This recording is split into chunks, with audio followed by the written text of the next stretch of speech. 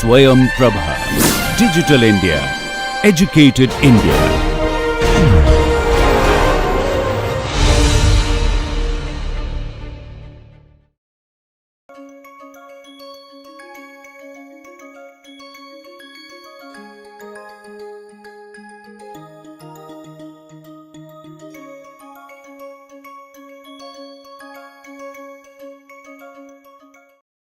In the previous class we have seen two different types of mechanical compressors, the reciprocating type and the diaphragm type of compressor. In this class we will see few more types of mechanical compressors. So, starting with the linear compressor, these linear compressors are basically used for cryogenic applications, and these are driven by Stirling cycle coolers. They use hydrogen or helium, and they are also used for domestic refrigeration. They have very less number of moving parts as against the previously studied compressors. In them the crankshaft, the connecting rod, these components are absent. Now, because of the absence of the rotating components, the design of these linear compressors, this is relatively simpler and we can have cost saving also as against the other reciprocating type of compressors. Now, if we look at these compressors, then we have an inlet valve, we have an outlet valve or the discharge valve, then we have cylinder, we have a piston, a spring, there is a linear motor with a magnet, and then there is a helical coil which is in fact connected to a DC voltage.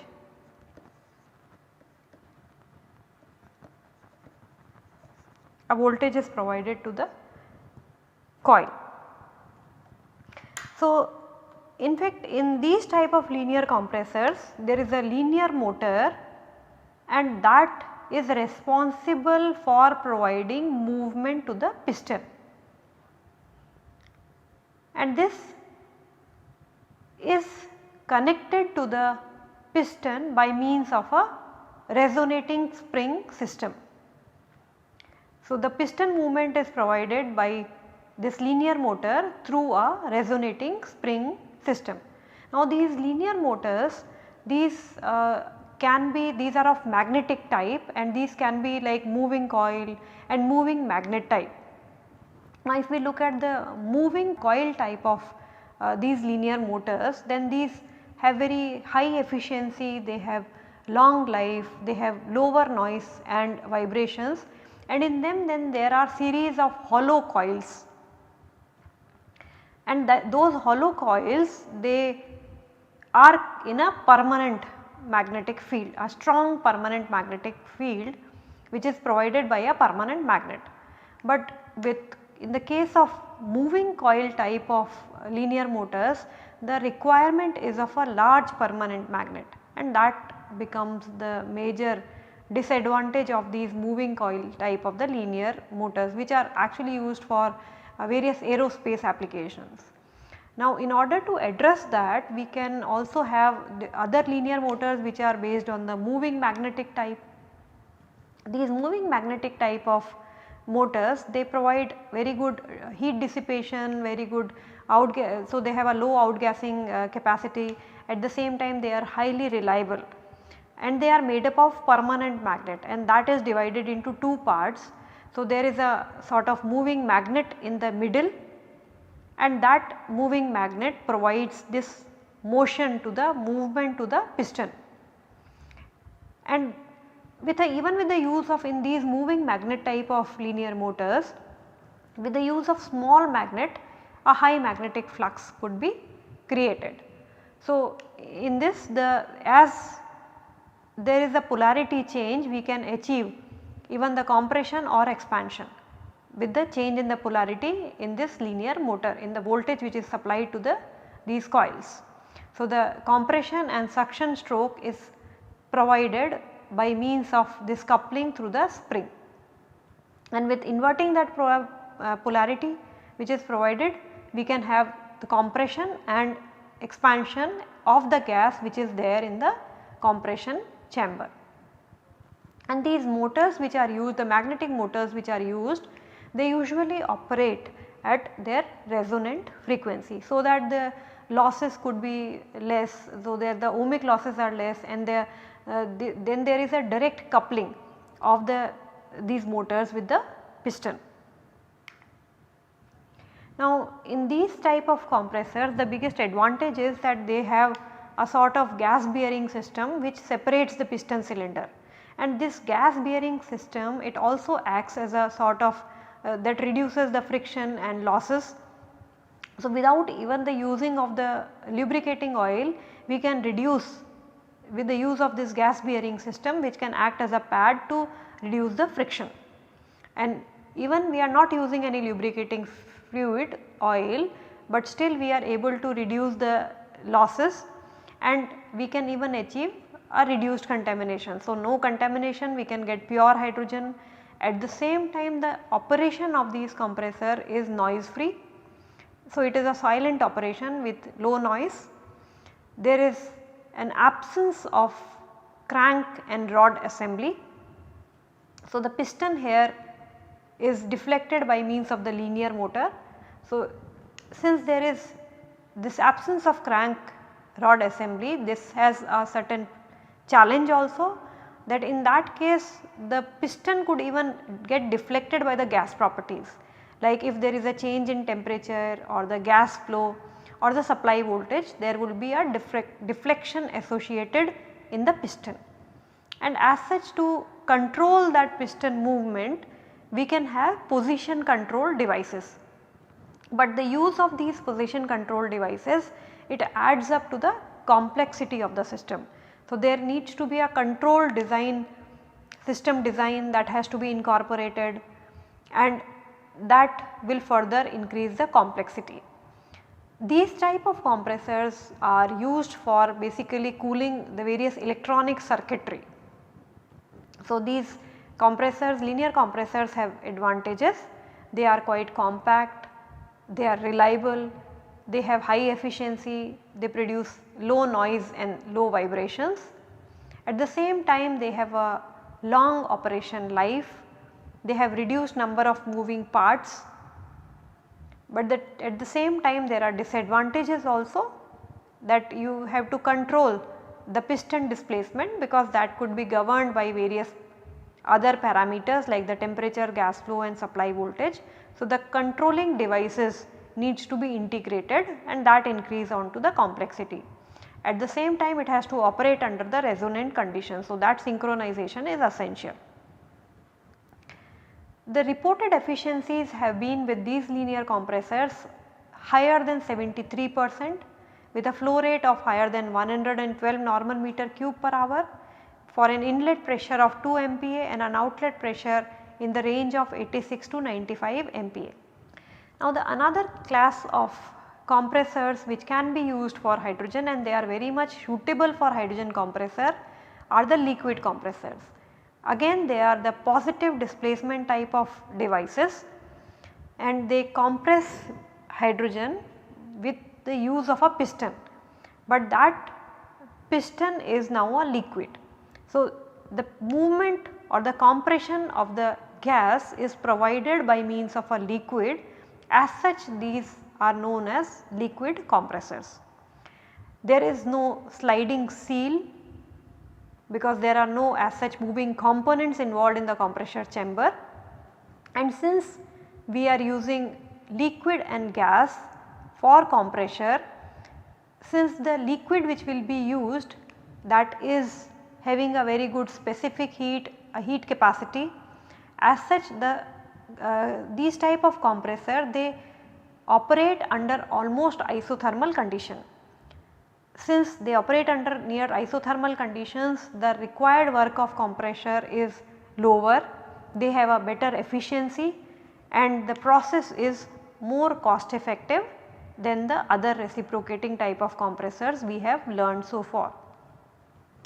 Now in this type of compressors, both the liquid and gas, they are compressed together, and these liquid and gas, they are compressed in a chamber, and since the density of these liquid and gas, it is different, there at the same time the heat capacities of these are different. During the compression, whatever heat is being produced, that heat is absorbed by the liquid, and as such there is no requirement of any external heat exchanger or any external cooling with these type of compressors. So we can have a cost saving when we are using these type of compressors. They are much more efficient compared to the other mechanical compressors.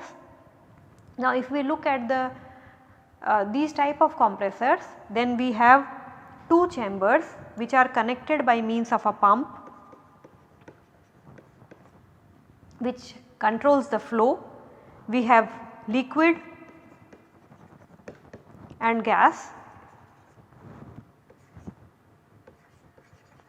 in these compression chambers which are connected by means of pump, and then we can have compression and expansion in these two chambers, and there are inlet valves, and then you can get that at a high pressure hydrogen outlet.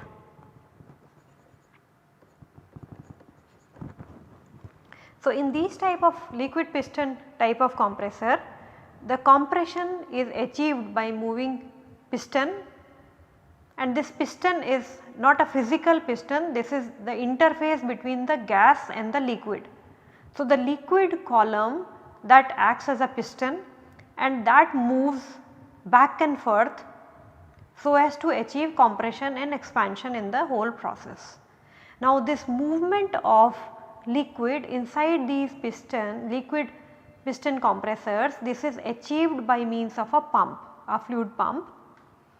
Now as during the one of the stroke, when the gas is taken, low pressure gas is taken in, the pump drives that fluid to the other chamber so that there is a gas which is taken in the suction stroke, while the reverse happens in the compression stroke. So during the compression, the liquid level rises, so the volume reduces, and as such compression is achieved and the high pressure gas could be collected. So there is a series of compression and expansion that will occur, and that is driven by the liquid column, and that liquid column movement is by means of a pump.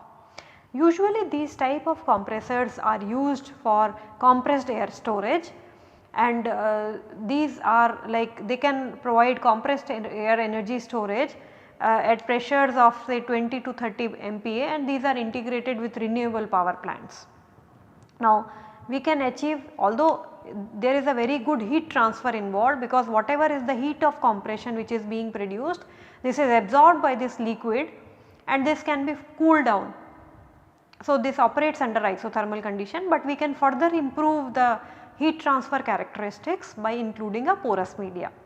Now this porous media that will have several pores, there will be several interconnected pores in which the liquid can flow, and that can provide high surface area, and that will result into a better heat transfer. At the same time, the presence of that porous media can further reduce the chances of leakage, can improve efficiency, can achieve better heat transfer, and that will also eliminate the dead volume which is there. At the same time, this heat transfer can further be improved by having an internal liquid spray cooling. Now in this not only provides, these droplets will not only provide high surface area for a better heat transfer, but at the same time for the liquid compressors these will finally condense back and come into the liquid. So these type of compressors can, that was a liquid piston type of compressor. We can also have a liquid rotary type of compressor, and these rotary type of compressors, these are specifically used to compress gas which has a high liquid content. So that is a saturated gas which has a very high liquid content can be compressed using these liquid rotary type of compressors. Now in them there is a stator frame, inside that it is an impeller which has series of blades, and the kinetic energy is used to compress the gas, and these blades extend radially.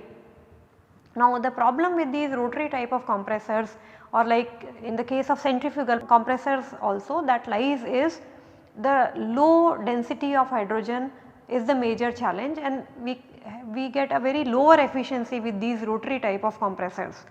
So the impeller which is present in the stator, that forces the liquid to move, and that forms the ring, and in that way that compresses the gas.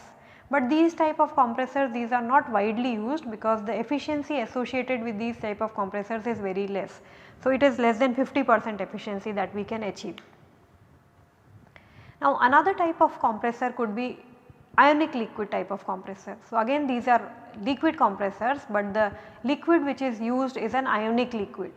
These ionic liquid are low melting point salts. So under the room temperature conditions, these are present in their molten state, but they have several advantages, that they have very good thermal and chemical stability, they have got very high ionic conductivity, they have moderate viscosity, they have high polarity, they have a negligible volatility, and that is very important. So as such the loss of that liquid should be lower. They are very environmental friendly, they are fire retardant, and they have a very good characteristic which is a good lubricating properties, and that could reduce the associated losses, friction, wear, and the leakages as well. So they have very good lubricating properties, and they have got a very low compressibilities. As such they are very ideal towards hydrogen compression, and using these liquid ionic compressors we can achieve high pressures. So these are again liquid compressors, the principle of working is same as we have learned, the only difference is the liquid which is used is an ionic liquid, and this ionic liquid, this has a low vapor pressure and very good tribological properties. This is essential so that the loss of the liquid should be lower, and it has also at the same time low solubility of gases, and it is very low for hydrogen. So as such the loss of hydrogen will be very less when ionic liquids are used. So these compressors are highly volumetrically efficient, they can provide high compression ratios when it is considered for hydrogen compressor. The company which produces ionic liquid compressor is the well known Lind company, and they have supplied compressors which could compress hydrogen in 5 steps, less number of steps with less number of moving components, which could supply hydrogen at a pressure of 90 MPa at a flow rate of 90 to 340 normal meter cube per hour. And these compressors have been supplied for various hydrogen refueling stations, where these are used for compressing hydrogen to the required pressure for FCEVs, for filling in the vehicle tanks, and for various other storage vessels. So these compressors, since with the use of ionic liquid, they have a good lubricating properties, that is, and they have also very good coolant properties. So the problem of thermal management is not there, and that leads to giving a very high efficiency. So the typical efficiencies of these ionic liquid compressors is even higher than 83%, and that is the biggest advantage. So ideally these are very advantageous towards hydrogen compression.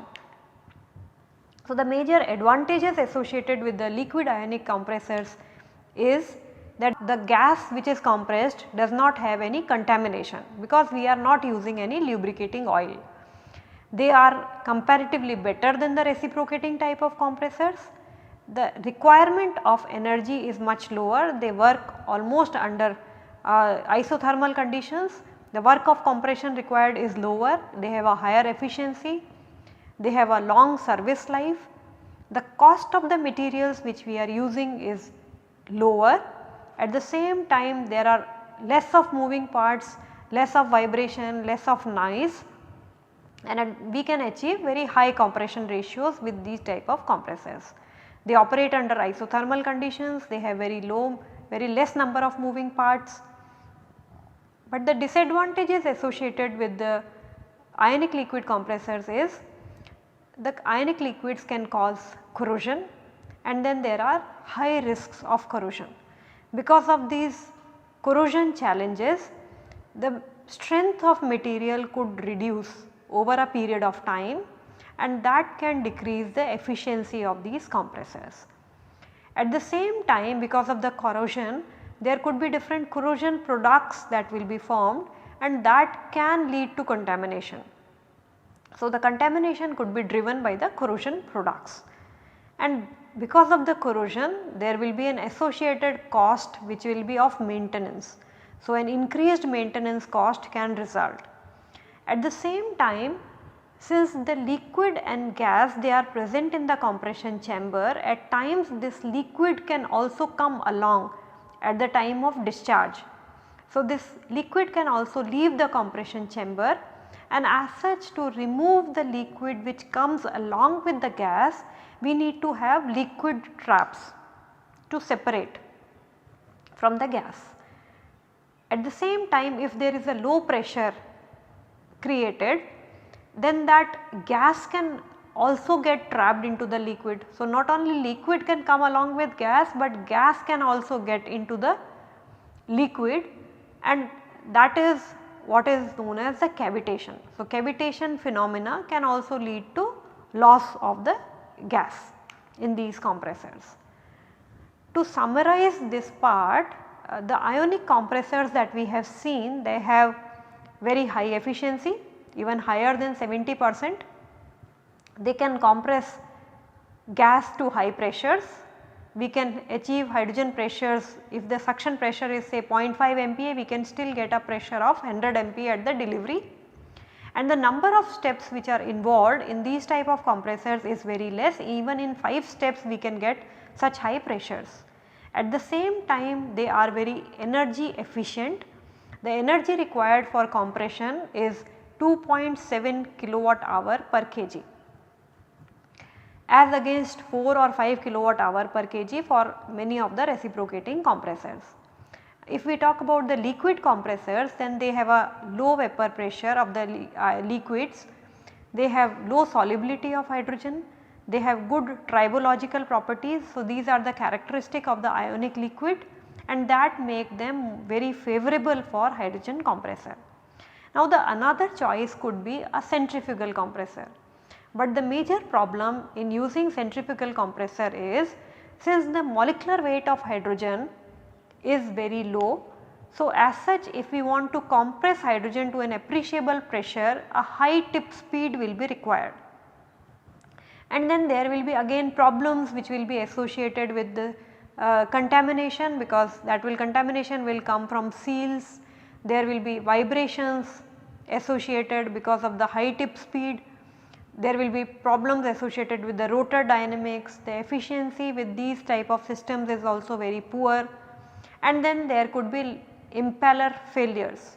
So, the volumetric type of compressors are preferred compared to the centrifugal type of compressors for hydrogen compression among the mechanical type of compressors.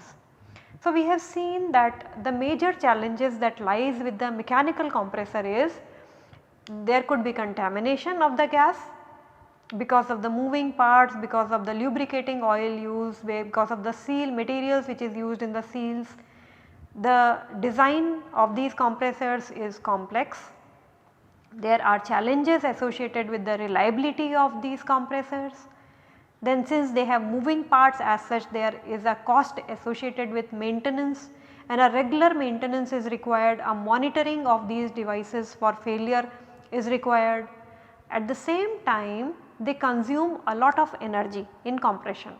So, typically 5 to 15% of the content of hydrogen which is being compressed, it goes in the compression. So, this is that of the lower heating value which may be required for compression depending upon which particular technology we are using.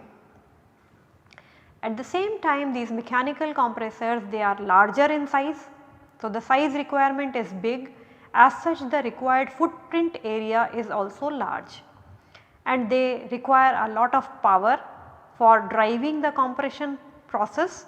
So, a large power requirement associated with the mechanical compressors, and they have a higher cost. And these cost, if we take a typical example of a compressor at a hydrogen refueling station, this may account for 54% of the capital expenditure in a hydrogen refueling station, 28% of the required energy consumption, and 18% of the operating and maintenance cost could come from these compressors, mechanical compressors in a hydrogen refueling station. So, what could be the alternate? The alternate to the mechanical compressor could be non-mechanical compressors, and that non-mechanical compressors we will see in the next class. Thank you.